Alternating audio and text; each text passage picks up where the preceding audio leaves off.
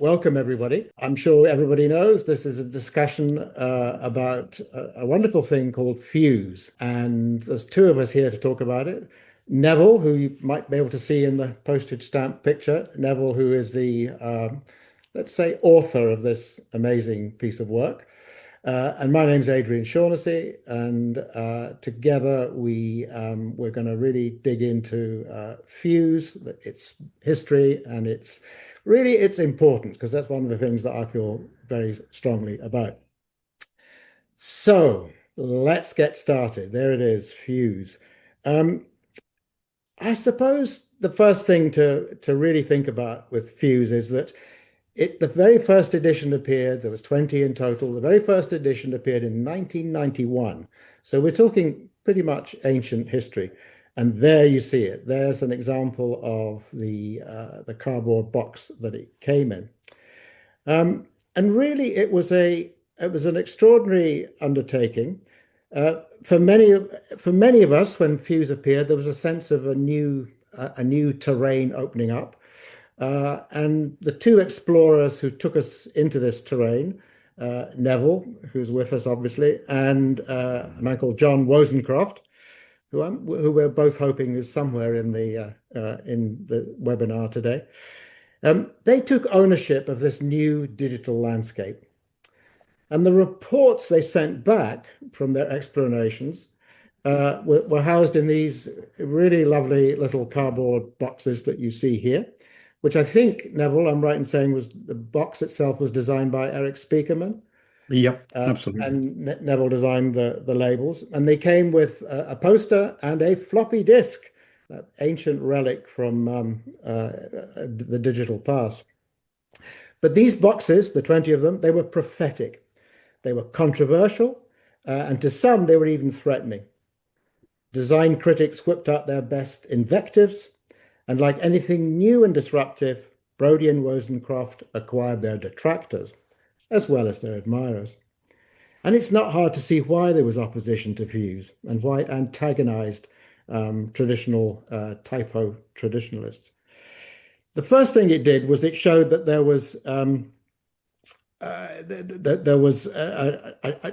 anybody could be a typographer if they had a computer and a drop-down menu. And secondly, they also showed that there was a new flexibility.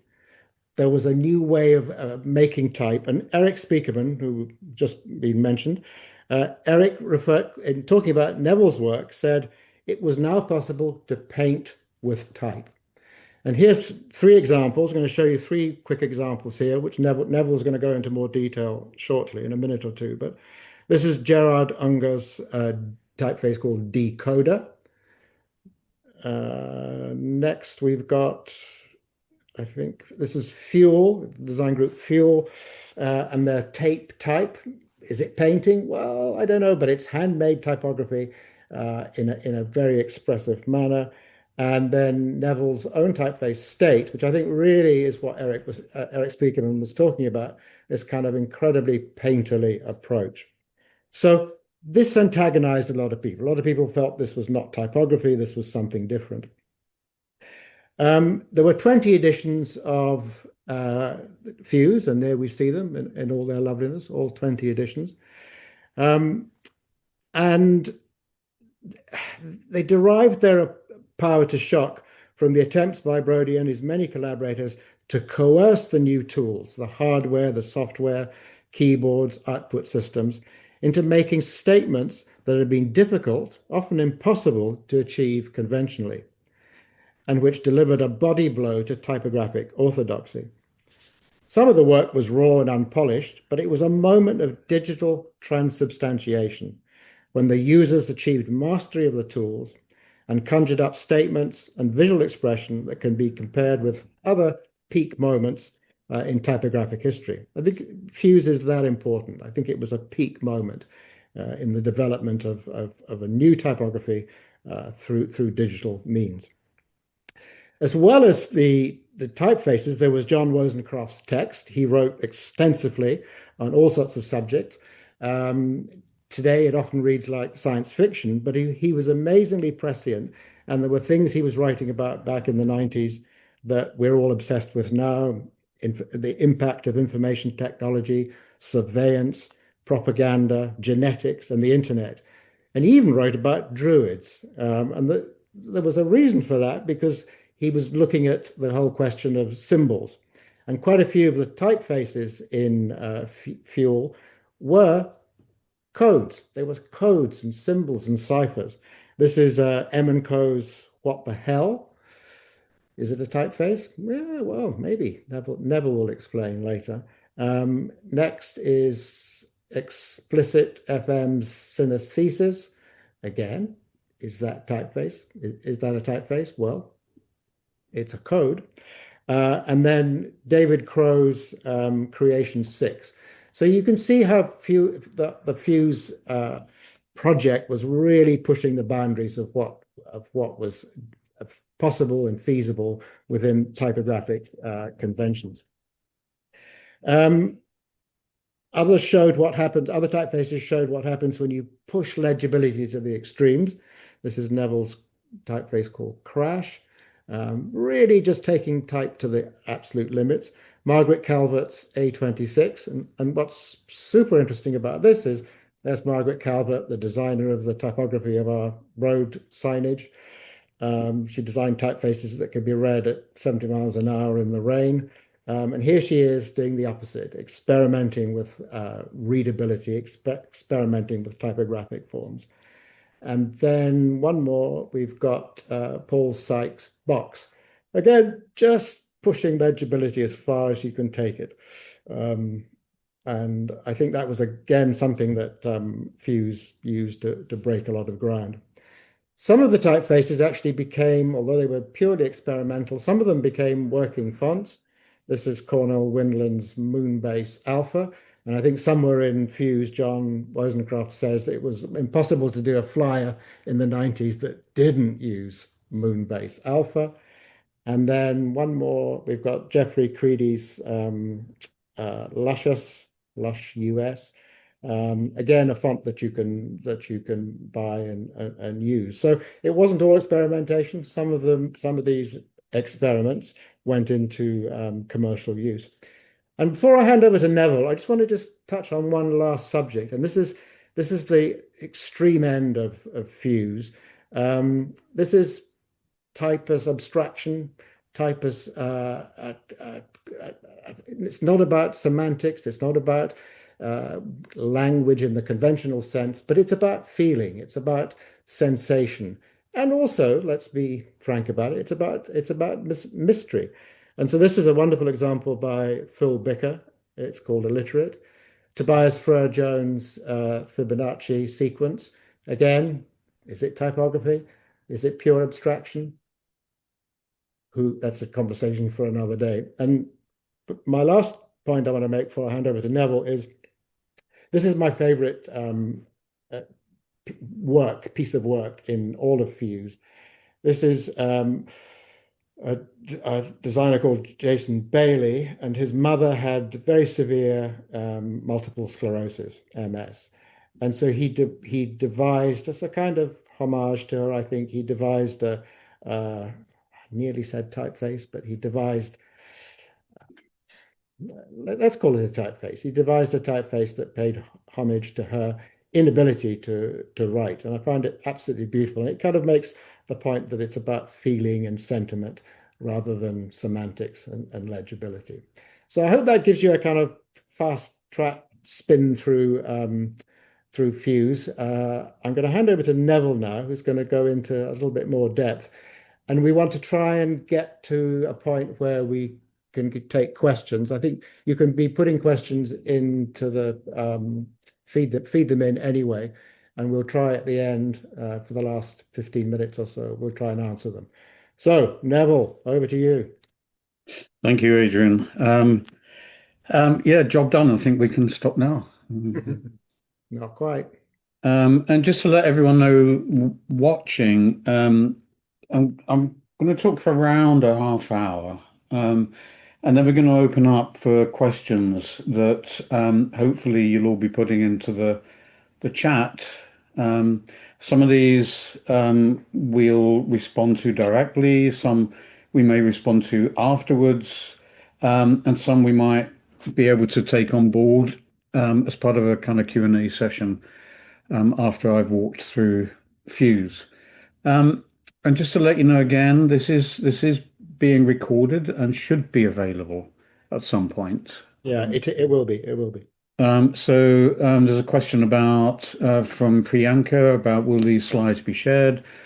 Yes, I mean the presentation will be shared. So thank you, Adrian. It's an interesting story. You say 1991. That's 35 years ago, which is quite astonishing if you think about it. 3.5 decades of typographic experimentation and history has happened since then. But I just want to take everyone back to what was going on at that time. At that time, there was probably about 10 type foundries globally. Apart from the Adobe, the Monotype, the Linotype, we had CompuGraphic, we had Bitstream. At the more experimental end, Emigre had been putting some experimental bitmap fonts out at that time. So they were the kind of the first pioneers. All you could do then was create bitmap typefaces. And then along came FontShop, and FontShop was a platform for commissioning and distributing typefaces by independent foundries at that point, or individuals. And all of this was made possible in reality by the advent of a piece of software. And the software was called Fontographer. And Fontographer actually was the first PostScript drawing program that was available on a computer. So what this meant for the very first time in history is that anyone could go in and create a typeface that then could be distributed widely and to be used by other people. Historically, of course, woodblock type, metal type had existed, but it was so expensive and so cumbersome to distribute that it ended up as a very kind of monastic process. So it was very elitist. You had to train for years in order to be able to cut these fonts by hand. They were all cut into metal, even at 6-point size. These were all made by hand at the origin. And then eventually they became molded and cast in metal so that they were distributable as sets, but you still would only have, one printing press in a town, for instance. In the 60s, we ended up with other forms like screen printing, which allowed things to be reproduced, and then photocopying. When I'd started work on the Face magazine, every typeface we used for headlines would have to be drawn by hand, would then have to be photocopied, and then would have to be cut up letter by letter and stuck back together to make headlines. So Fontographer came along, and it was, in a way, a revolution. It democratized typography for the first time. There's a lot of other things that were going on at the same time. As I said, technology was quite key. The Mac had only appeared in 1984 in its first version. So this was only 7 years before Fuse appeared. And in that time, we first encountered the Macintosh in, I think, 1987. And I was shocked by the ability of the software, freehand, then to be able to back slant a typeface with a click of a button. And I thought that was revolutionary. And myself and John, we were working in the same studio together. We'd been working on a number of projects. Touch, the multimedia magazine that John was working on, allowed for a lot of experimentation in terms of narrative, content, sound, visual form. And so it was almost a natural extension then to think about, well, what could we do with typography itself? And we realized historically there'd been very, very little experimentation that happened in typography.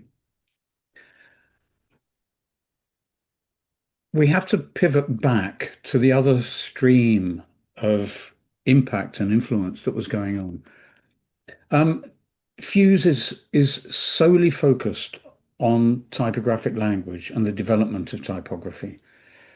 And it takes as its base that everything in the world, everything we encounter, everything that we have to deal with, imagine, react to, is all based on a form of language. And that language might be a color. Different colors signify certain things. Or it might be a shape, or it might be a style of housing, or a style of clothing, or it might be clouds in the sky that we will take as a language that tell us what weather it is or what weather to expect. Or it might be the color or level of decay of leaves that tell us about the season or the state of a tree. So everything, we are constantly processing language, yet the written form is essentially built around a stable form. We're attempting to create a stable idea, which is a certain amount of elements that a number of parties agree that we recognize, and when we put them together in a certain order, they convey a certain meaning. So this is language then, and especially typographic and written language, as a form of distribution. And what we're distributing here is information, instruction, and expression. Many other things as well, but it's quite transactionary. It's a transaction. It's something that we put out as a message or as communication in order to change something about the world. And the success or otherwise of that is in the feedback or in the reward or in the response. But in being such a hefty carrier of transactions, it also has to be necessarily limited. And in its limitation, this means that certain things are much harder to express than other things. So we realized with Fuse that with a keyboard and an infinite number of boxes that we could create within a typeface, that we could actually go and explore what different forms of these elements could be. And would we need 26? Or would we need 5,000 as in kanji, or 15,000, or would we need one or two as in digital, one and zero? So we came across this idea of saying, well, we could publish this. We could publish things and say, this is a laboratory. We invite you to come and experiment. And what we will do is publish this experiment. We will also give you a poster with which you can experiment and express what this typeface is about. So this package then will be published on a quarterly basis. We ended up most issues with 5 posters, 5 typefaces, including ones that we developed ourselves. And it was an ongoing laboratory. Every issue was like a white paper saying, here's the latest stuff that we've experimented with. The fact that what we're looking at on screen now was developed largely in the last 30 to 35 years says a lot to me about how advanced the thinking was of the people who participated and how prophetic, actually, that in some ways, some of this feels radical now. And in the corporatization of our environments, we've sort of almost forgotten that we can experiment with fonts. A lot of the media spaces that we're using have become highly corporatized and gridded. At this time, there was very little online platforms. Maybe it was Mozilla, it was Netscape, and the most corporatization we could see at that time was something called MySpace. And MySpace was a way of saying to musicians, you can publish music here and you can make the page your own. So you can select fonts, you can select images. But aside from that, there were very little limitations. What we have now is a grid. We live in a grid. We live in a series of boxes. And all we can do on that screen is do something in that box. We can change the curtains, or we can do a performance, or we can put a piece of art in that box. But we're limited to the grid. We can't experiment with the grid itself. So this happened in the transition from print to digital. In the beginning, it was a free form space. It wasn't gridded, there was no structure. And as we've developed over the last 35 years, it's become increasingly owned by a number of tech companies. And the reason why I'm just mentioning this is all background. I'm going to walk through a lot of the work in a minute. The reason why I'm mentioning this is that we're living in what we could call an age of entropy. What this means is that complexity becomes simpler. It loses its complexity. It becomes something that revolves around the lowest common denominator. And we're living in an age of reductionism. And in that age, we end up with a very polarized world. We end up with white versus black, native versus immigrant, or we end up with leave versus remain. We end up with left versus right. We end up with me versus you, or vice versa. And this polarization and oversimplification leads to war in the end.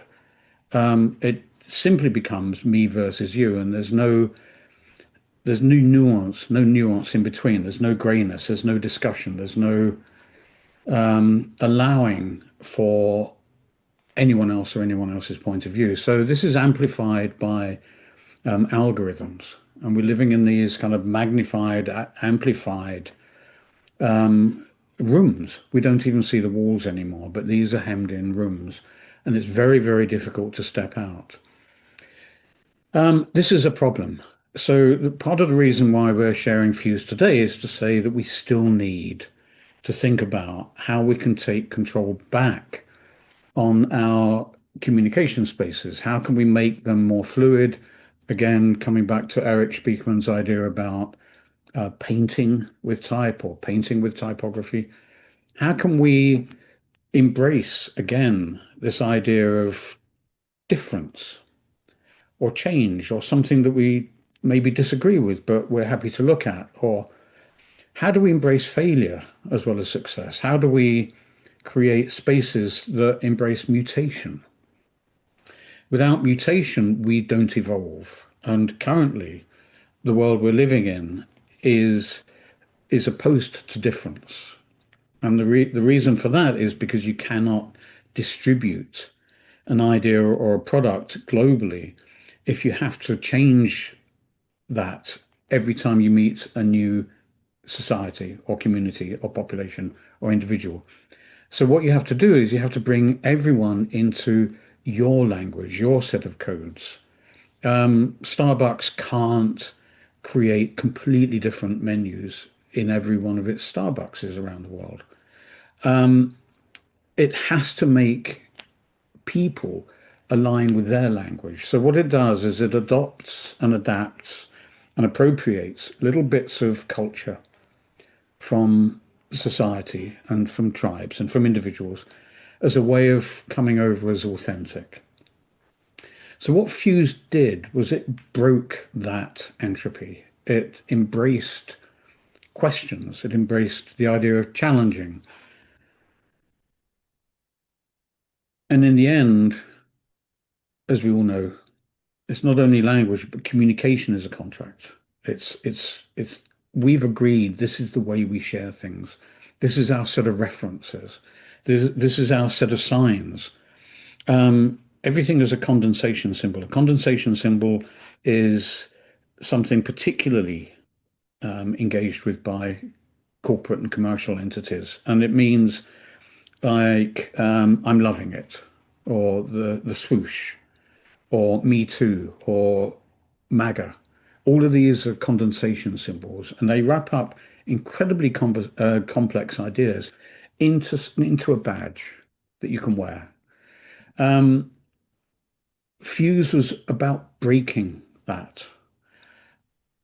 it's a contract. It's a contract with high tech companies. It's a contract with global corporations. Um, but bringing back that contract to be something that could be shared and evolve between two people or three people, and a way of exploring what is indigenous? What does that truly mean? And can we talk about indigeny anymore? So I just want to run through a collection of some of the fonts that people have worked on. I know that was a lengthy sermon. Sorry, guys. Um, as Adrian said, it's a floppy disk. We can't even access half of these anymore. And some of the content is lost forever. Um, I'm only saying that because this is the first time since the Stone Age or the Bronze Age where written form may disappear because in digital form, it will not exist in 100 years. It will be erased. So what is left? Print, probably. But do we need to go back to carving on tablets again? Maybe. So as Adrian mentioned, this was the very first issue. It says fuse as a line through the chaos of communication. It should have said fuse as a chaotic line through the chaos of communication. Later, we started exploring more abstract forms. This is from Fuse 14, which was cyber fuse, looking at, and this was probably around 1994. It was looking at the idea that everything we deal with is made up of smaller parts that then give the effect or the impression of solid form. That led to this poster. Again, this is 93, 94. And then Fuse 15, which was the Cities edition, led to this expression for the David Carson design magazine, Speak, which came out of New York at that point. And here we're dealing very much with the idea of identity and dialogue and how urban environments can dissolve identity and we become blended with our surroundings. So a lot of the stories behind some of these fonts are picking up core themes. John covered a lot of these different themes as Adrian just mentioned in some of the essays that went out with the addition of Fuse. So it was a live narrative that moved around different subjects and chapters, but all with a linked thread. So here, Tibor Kalman from M&Co decided that all uppercase letters were good words and all lowercase letters were bad words. So as you typed, you would have this argument between positive and negative, good and evil. For this typeface, we took the space between letters. Sorry, we actually sliced letters halfway through and then joined those two halves together. So as you type, it forces it into a form of abstraction that has its own kind of visual beauty. Tobias Freer-Jones, who is probably more known for designing Interstate and Gotham, was a participant. He did 3 or 4 fonts with us. And here he's recording conversations on the street of New York and taking specific phrases and putting each phrase under a different key on the keyboard. So as you type, you're creating completely new dialogue. David Crow, sadly no longer with us. This is his genetics font. He created something which has a lot of these cellular forms and genetic forms that as you type your name or whatever, you create a completely unique face. So he was all about identity. Here's some examples and some of the other characters in the typeface. So can a typeface be a Trojan horse for another idea? Can it be a way of distributing other possibilities, other ways of challenging the way we relate to our very conventionalized upbringings and conditioning? Paul Ellerman got his students to enact different characters in a phone booth. Oh, sorry, a passport booth. And he joined all of these up. So here he's really saying our languages are about the people who use them. William Burroughs was a strong influence on a lot of the way we were thinking. He, along with Brian Gyson, the English painter, decided or understood that you can't just sit and think of a new idea. It can't happen. What you need to do is put dysfunctional or disjointed things together to create something new. So they invented something called the cut-up technique. And the cut-up technique was a very important process for me in my work.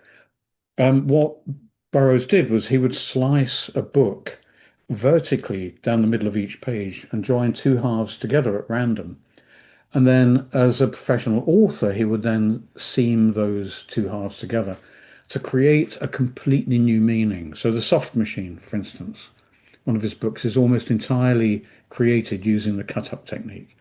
Here, we've taken some stories from the Guardian newspaper and applied the same thing by slicing them at random and then joining them together to create randomized news. At the very end of the fused life, we were moving into something which was almost completely abstract. This is based around the idea of handwriting, and it's automatically produced using kind of the Fibonacci routine, randomizing lines and points. But it's incredibly expressive at the end of the day, and it allows for this sense of handwriting personality, but without having any textual content. And I'll talk about that in a minute. You know, what is the typography we're using beyond the content that it's sharing? What is the content? Typography and written words is all about information, but it's informing us of a fact. The point is that the way it informs us is the key. This is why it's called information. Otherwise, it's just a fact.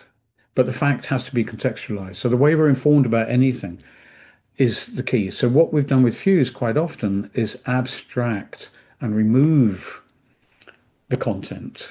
So we're just looking at the formalistic side and exploring the potential that has to manipulate and change. Cornel Windlin on the left, reminding us that all language is mechanical. These are pieces from the children's game Meccano that used to be, you'd make machines, very Heath Robinson. And on the right, a font called Mogadishu, which is based on the some German hostage-taking ransom notes. And by removing them from their origin, they take on a different meaning. Again, Gerard Unger, again, sadly not with us now, but he said he only needed 10 characters. And he could make anything from those 10 characters, be it abstract form, be it tangible form, or be it letter form. For issue 10 of Fuse, we said, well, let's look at typography and the designed written language as something that is abstract. We've had abstraction as a form in music, in painting, in sculpture, in many other spaces, but we've never had abstract form in typography before. So why don't we explore typography as if it's a form of visual music and expression? So we decided to develop a number of different forms where small changes became quite significant. And that almost reflects our modern era, where it's so standardized and homogenized that small differences are shouted very loudly now. This is a translated statement in freeform. And then at the other end of the extreme, this is a poster and a font we did for the religion issue. At the top, it's all about loss of faith. Every character you type gives you a different character. So it's defying expectation. The obedience style or weight is all about trying to control and put people in boxes. But the order one is every single character you type will give you the letter G, or every number has the letter one. So it's about playing with our relationship to expectation, relationship to language, and expressing some of these other forms. Again, coming back to Adrian's comment on this, this is all made from taped type. Eric van Rossum and Just van Rossum and Eric van Blokland said that all language is to do with DNA encoding and chemical formula. So they were talking about control, and as you reduce the poster down, you realize it's a thumbprint. Stefan Sagmeister, poster for Fuse 20 or 19, said that all language is viral. So every single character in his font was a form of virus. Annalisa Schoenecker, a Royal College of Art student at the time, made this font out of plastic spoons that she found in the canteen. So here we're looking at how a regular form can be changed to become in itself part of a more expressive, relatable set of characters. This is the entropy font we did for the last issues. Again, looking at how things collapse, and in collapsing, new possibilities occur. So through mutation and chaos and disorder, you have new sparks of thought appearing. And we need that. We need these platforms. At the very end, we did this. This is an extruded typeface that is now way beyond legibility. This is the way it formed as a poster and ended up here, which is in Beijing on a building, a deserted building adjacent to a deserted factory. And we never knew this was going to be the context. So sometimes serendipity is part of what language is all about. The serendipity of letter forms next to each other and words. And coming back to, again, Adrian's point here, I think this is so key, and it's showing how our written languages can be incredibly expressive, but without having to relate text or textual content. The content is the form here, and the form itself is expressing a condition and a state. The photograph is of Jason's mother. He was a Royal College of Art student as well, and we were working with him after his graduation. And the picture is of his mother when she was 16, just before she contracted the disease in a major way for the first time. And this is the font itself. I mean, it's so powerful, and it really highlights the idea that the form of something is, again, a Trojan horse. It's a hidden entity that is manipulating the way we respond to something. So I'm going to pause there, Adrian. Yeah, that's a good moment to do it, Neville, because the questions are piling up. We've got quite a few questions. Are you ready to field a few? Yeah, or are you fielding? Well, we'll see. I've managed to reply to a couple textually, but there's an interesting thing here that a few people have asked about, and I'm going to start with Marcus, who you and I both know, Marcus Lesalian, and his question is first, so I'm going to go with that first, but it relates to a few others. He asks if what aspects of Fuse you would like to have pushed or considered further. And that, I think, relates to one or two questions that have also come in about AI. So do you want to just reflect a bit on, if you were doing it now,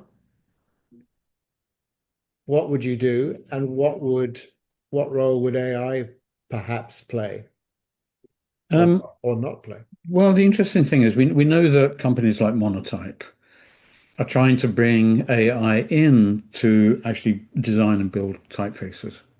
And we know that they're having a lot of challenge and trouble trying to do so. So it sort of says that we still need creative input in those spaces. We still need human curation and imagination. And we can't reduce typography to a simple mechanical process. So that's quite key. And if we were to do Fuse again now, I think we would embrace much more coding capability. Um, I don't know if people know the typeface Beowulf, Beowolf, and this was designed by Eric van Blokland and Jus van Rossum in 87 or 88, maybe. It was towards the end of the 80s, but they managed to bring in programming. And programming said that each point on the vector was given a free space that it could move around in. So it gave it a limited territory, but each point was allowed to move of its own will within that space. So every time you output the typeface, it would be unique. You would never ever have a repeated character. And this was getting on for 40 years ago. And the reality is that we have a lot of type technology existing now. But the technology is very much geared towards the technologists and the experts. So we've sort of with coding and programming behind fonts, we've sort of almost moved back into this monastic space again. So I think it would be fascinating to revisit Fuse and recommission and imagine what people might come up with. Let's do it, Neville. Let's get it on. Let's get the show on the road. There's very a very down-to-earth question here, but I'm going to ask it. It's from Matt Lott, who I think I know Matt. Matt was on one of the short courses that we ran here.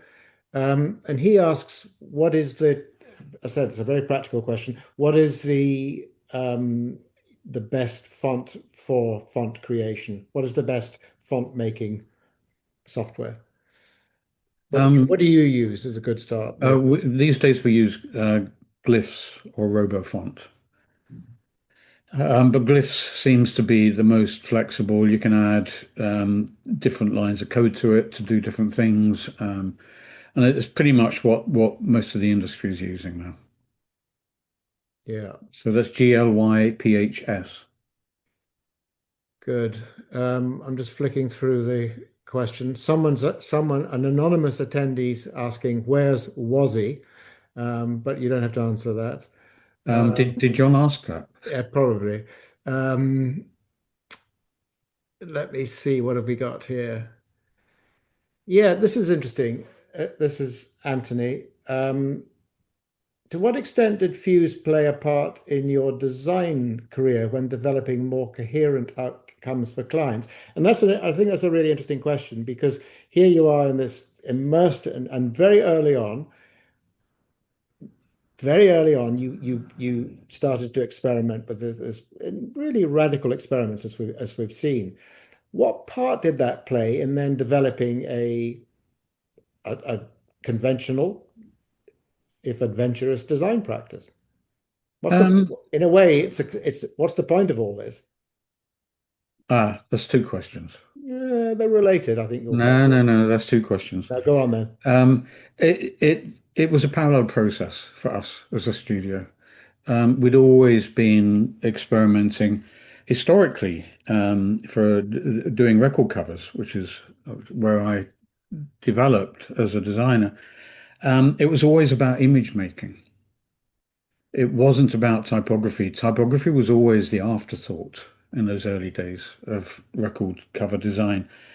Um, but quite quickly, we understood that type could be image as well. That in fact, there is an image element to typography, which is as powerful as the words that it's saying. So that fed back into the way we worked quite a lot. And we understood then that we were developing languages for clients.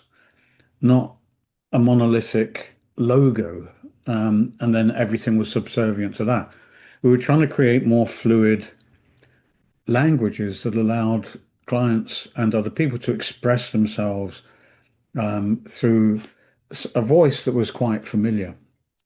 Fuse always existed in parallel, Adrian. And, we did a number of conferences Yeah. where we'd have architects and writers and painters and graphic designers and electronic coding teams, and Fuse was actually across a number of different disciplines, um, and it was only ever intended as a platform and as an opportunity for people. We never governed what anyone did. It was always an open laboratory, and some fonts were successful, some fonts were not successful. There was a couple, actually, this one, which I hated at the time.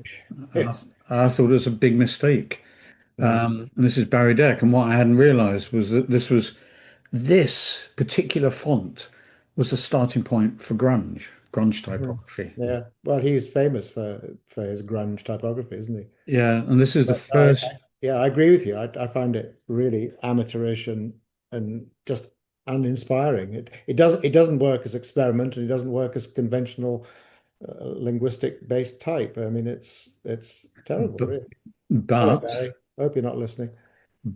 it launched Yeah, yeah, grunge typography on the yeah, world, and I didn't understand its cultural importance at that point. And then you mhm, had Cranbrook School of Art, and then the whole thing exploded. And then as part of that, you have Jeff Keedy, who was also West Coast, very close to Barry Deck. And then you had Rick Velocenti in Chicago, also moving towards this more kitsch aspect. So what they were doing, they were rejecting corporatized conventional form and thinking. They were rejecting Swiss typography completely, and going for things that might not even be useful. yeah. I guess you're reading, Adrian. I am, but I'm listening, Neville. You want another question? Yep. Um, this is from Ricardo, and Ricardo asks, is universal access to technology actually stifling the spirit of experimentation? And there's an interesting twist to that because what you used digital technology to do this radical experimentation, but where have we got to now? Is it a case of the digital experimentation has reached its endpoint, or is there more to be gained? Have we all gone back? For instance, I think there's a bit of a trend at the moment for the handmade. Has digital experimentation gone too far? I suppose is the question. Sorry, Ricardo, I probably mangled that a bit, but Um, experimentation never goes too far.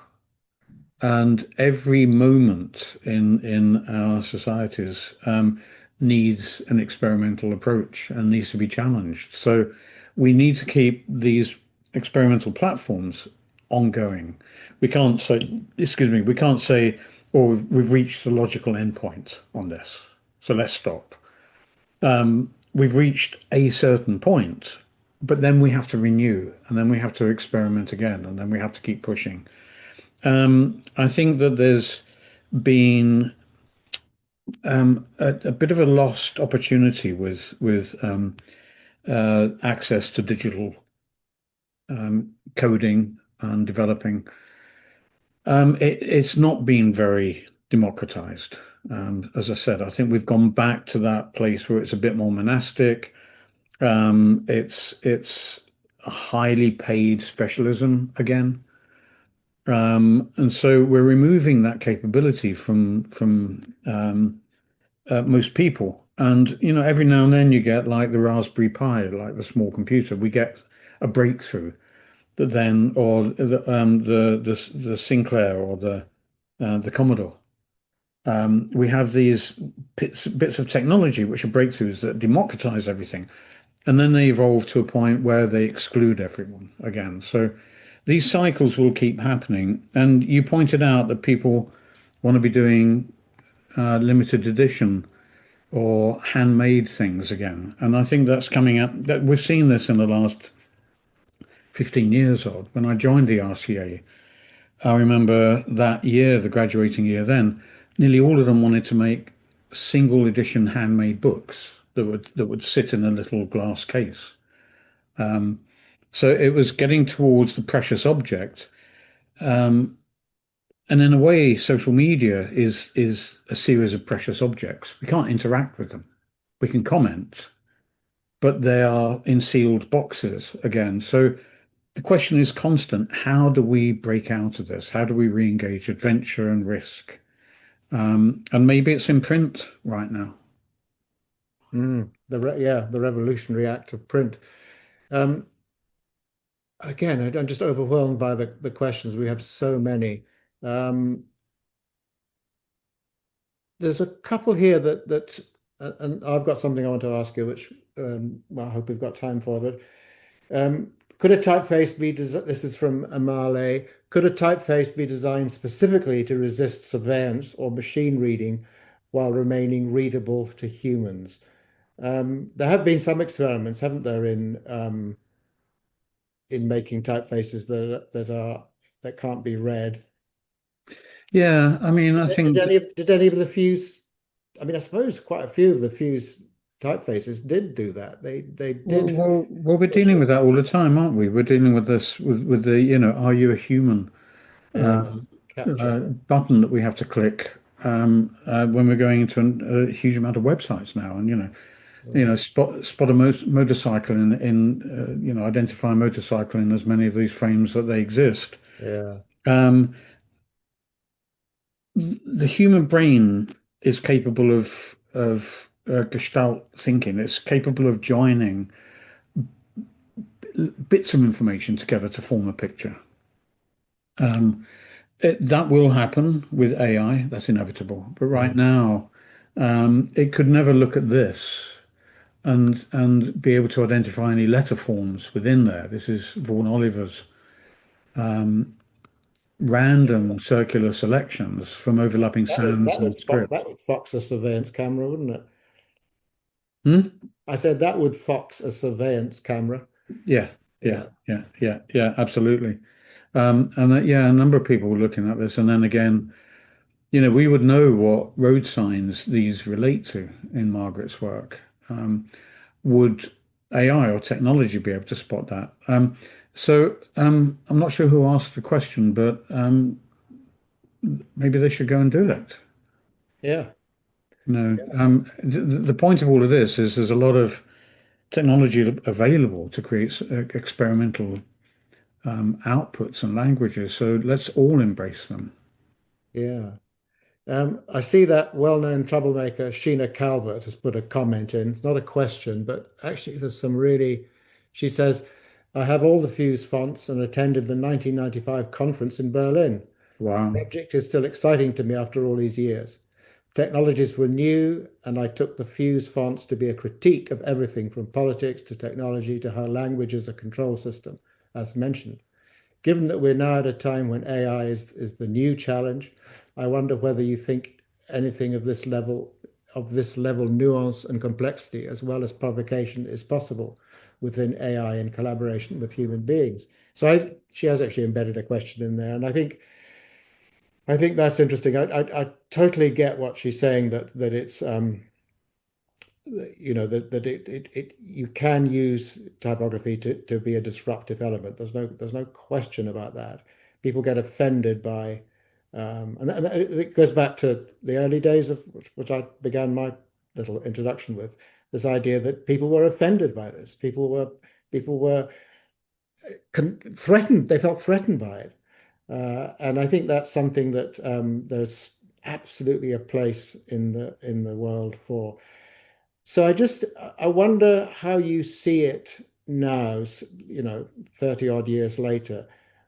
How do you see it sitting in? Because the other thing that always impresses me about Fuse is that it still feels contemporary. It still feels relevant. It still feels, I think of our students at the RCA trying to, find new ways to express themselves and express ideas, particularly using fonts. This idea that a font now can be used as an expressive, you began by talking about the ability for letter forms to be images. And I see a lot of that thinking. How can a Mhm. typeface embody an idea? So where does Fuse sit in relation to what's currently happening in design, typography, and communication? Well, I mean, there was probably about 20 questions in there, Adrian. I know, I'm sorry. Thanks, Sheena, for that comment and question. Fuse 95 in Berlin was a kind of spectacular explosion of ideas and people, a lot of which had never kind of presented on stage before. So there was a lot of using that platform to introduce new designers. I mean, Ian Anderson was one of the speakers there, and he was incredibly nervous on that. Was he sober? Not afterwards. No. Um, Yeah. so, I mean, the point about Fuse, it was never intended to be anything of permanence. It was always a continuing experiment. So, like here, inviting Scott Clum in, are these character forms images? Is legibility something you can even pose as a an expected outcome from here? It's certainly expressive. It certainly reveals some thoughts about society and the world we're living in.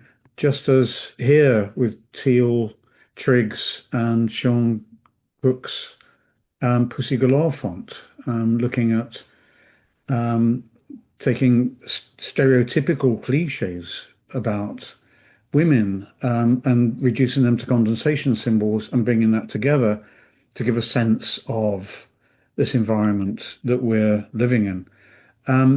Is decolonization now something about technology and commercial interest? So how can we use these sorts of tools not to defeat any of this, but to raise awareness in a way? And that was one of the points of Fuse, which was to push things beyond the written form and to engage, to create a kind of friction with the user. And there's always a need for this, always. Well, I think that's an excellent point. We've got 1 minute left. That's an excellent point to end on. I agree totally with that. There is always a need to push and disrupt and to find new ways of doing things. So now, on the basis that there's no such thing as a completely free lunch, I just want to say that a word from our sponsors. Some of you might be interested to know that Neville is actually running his famous, notorious RCA course, Design Without. He's actually running it in a 3 day session, I think, Neville. Yeah, it's 3 days and then an after Yeah. an online catch up. So if anybody's interested in that, you can go to the RCA website and find out more about it. And then in June, I'm running a typography short course. That's 8 online sessions. And we'll discuss many of the topics that have been raised today. So look out for that. Again, it's all the details um, are on the RCA website. So Neville, I think that's great. It's wonderful to see this stuff again. There's lots of very nice comments have gone into the chat and lots of questions. Oh God, I've just seen 40 questions. So I'm really sorry we didn't get to everybody. But I hope between us we've covered all the main points. And I just want to say, for me, it's an achievement. It's a remarkable achievement. And when I said at the beginning that I think it was a peak moment in the development of typography, I really mean that. I think you could look back over the history of typography and it would stand out as one of the moments, perhaps not the equivalent of Gutenberg or the development of movable type, but it was a very important moment. So I hope everyone's enjoyed it. Neville, thank you for the detailed description and background. And that's it from us. So nothing more to say except farewell, goodbye, and thank you. And thank you, Adrian, for being such a kind host. Oh, well, it's very easy to be kind when it's nice projects. So thank you.